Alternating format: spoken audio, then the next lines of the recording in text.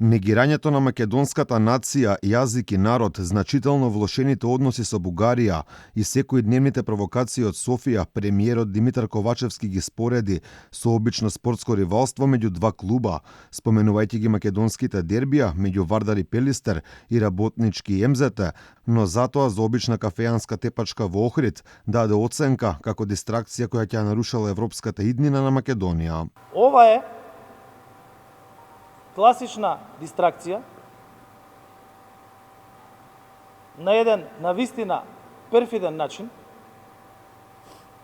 како да се одвлече вниманието од нашата европска иднина.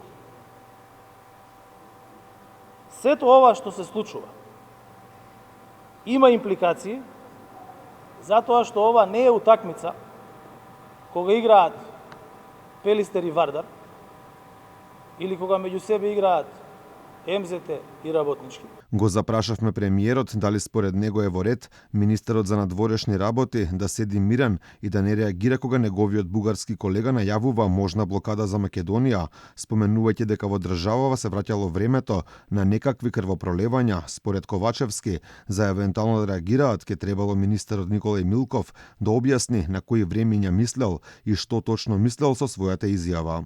Јас детално ја видов неговата изјава, каде што тој алудира на некои минати времиња.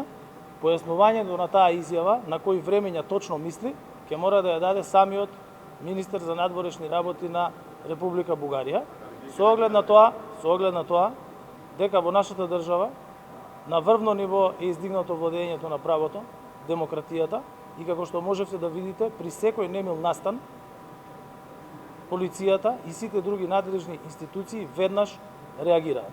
Милков ни порача дека зелено светло на европскиот пат ќе сме добиеле, кога ќе сме го променеле своето однесување. Ваквите изјави од Бугарија не се никаква новост. Проблематично е што во моментот кога шефот на бугарската дипломатија ги кажа овие зборови, до него мирно и без никаква реакција стоеше нашиот министер за надворешни работи Бујар Османи.